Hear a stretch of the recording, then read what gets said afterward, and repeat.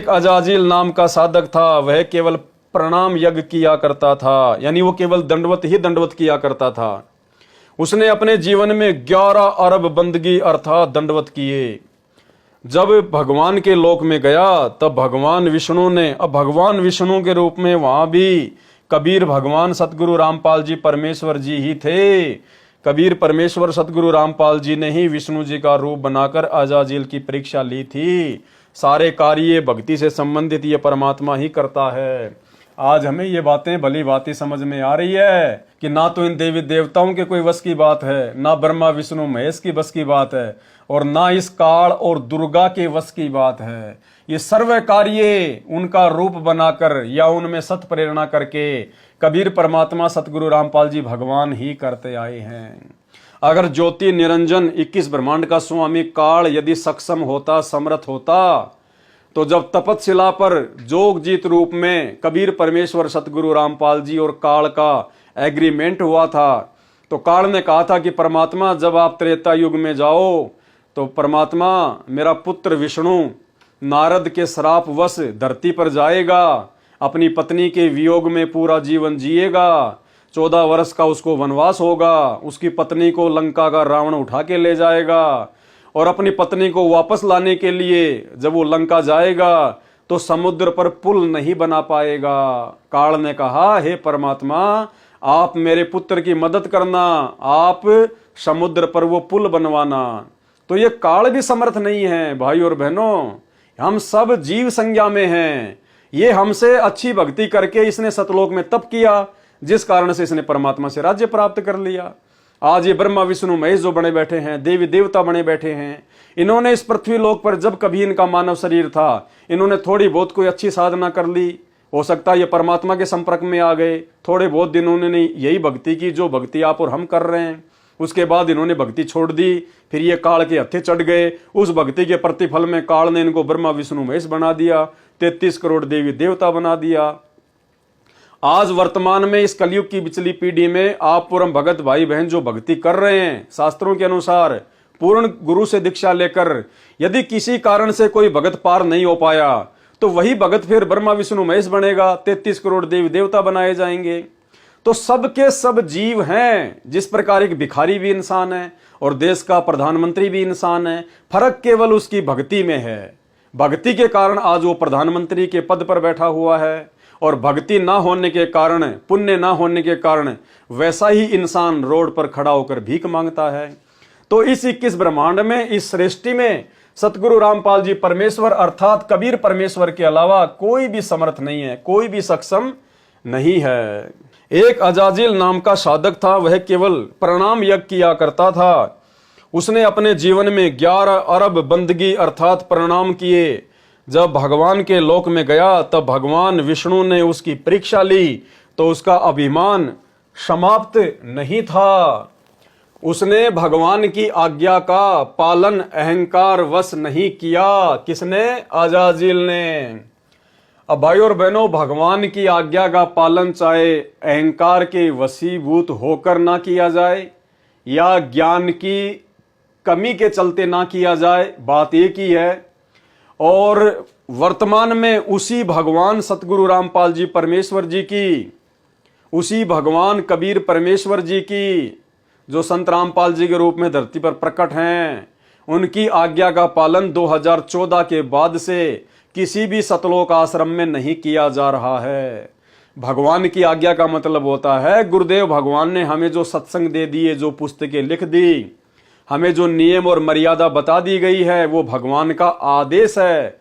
तीनों समय की आरती भगवान का आदेश है, और उनके विपरीत हटकर यदि हम कोई मनमाना आचरण भक्ति मार्ग पर करते हैं, जो मनमाने आचरण 2014 से सतलोक आश्रम मैनेजमेंट हरियाणा लाखों की संगत से करवा रहा है, राजनीति करवाना, स्टेडियम बनवाना, रक्तदान देहदान करवाना, गुंडों की सीबीआई जांच करवाना, जाट आरक्षण में भक्तों के दान का पैसा उनको पात्रों को देना, जाट आरक्षण में भक्तों को बैठा देना उनके धरनों पर, और भी तमाम प्रकार के मनमाने आचरण, तो ये सब के सब मनमाने आचरण की श्रेणी में आते हैं, भगवान की आज्ञा का उल्लंघन करने में आते हैं।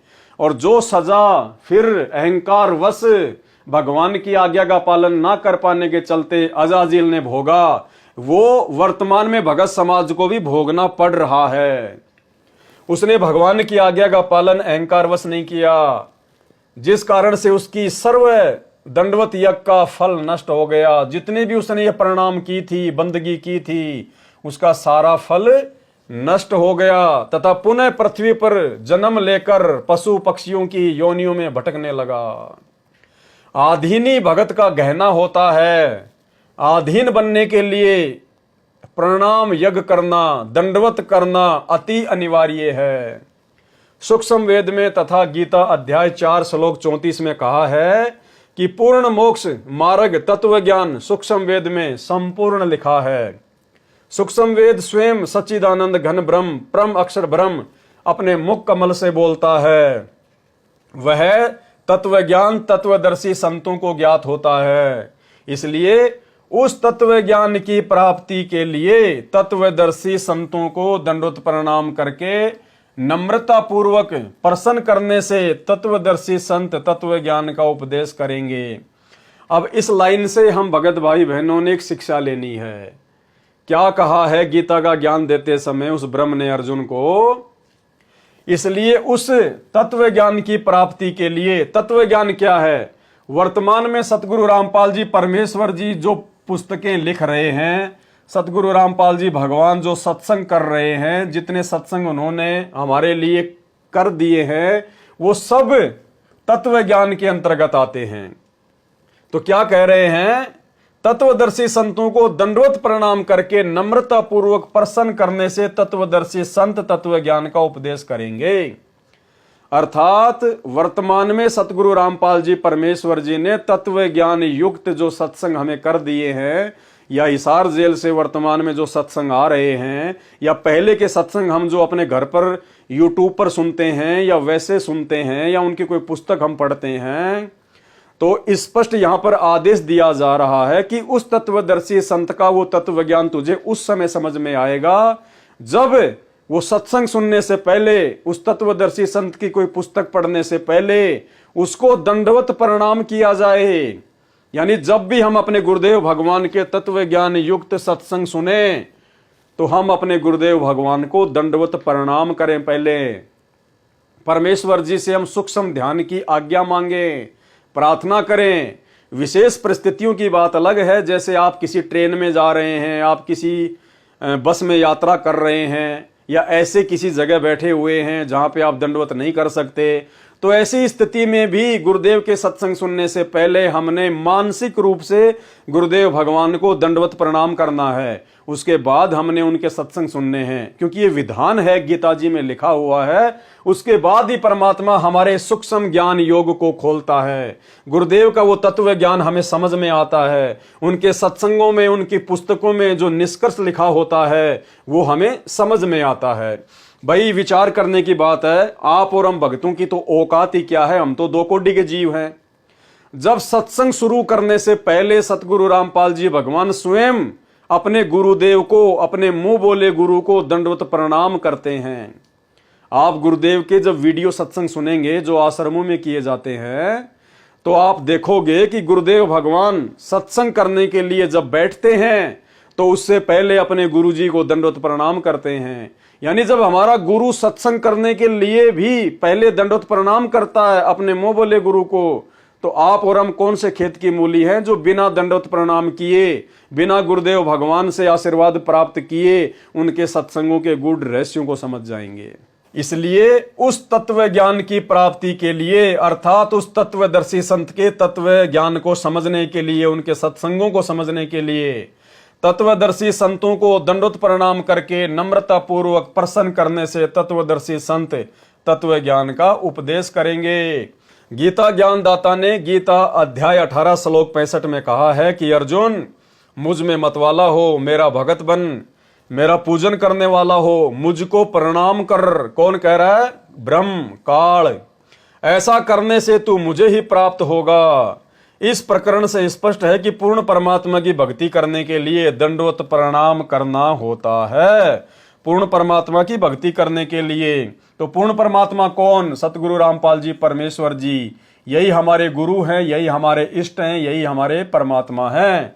तो इनकी प्राप्ति के लिए, इनके सत्संग सुनने से पहले, ज्ञान प्राप्त करने के लिए हमने सर्वप्रथम इनको दंडवत प्रणाम करना है। पूर्ण परमात्मा की भक्ति करने के लिए दंडवत प्रणाम करना होता है, तथा ब्रह्म तक की भक्ति करने वाले केवल करबद्ध होकर नमस्कार प्रणाम करते हैं। अर्थात काल का विधान है, जो व्यक्ति काल तक की भक्ति करता है या ब्रह्मा विष्णु महेश की भक्ति करता है, तो कहते हैं उनको भी जो है प्रणाम करनी होती है, हाथ जोड़कर। गुरु बचन पे डट गे, कट गे फंद 84 के, कट गे फंद 84 के, कट गे फंद 84 के।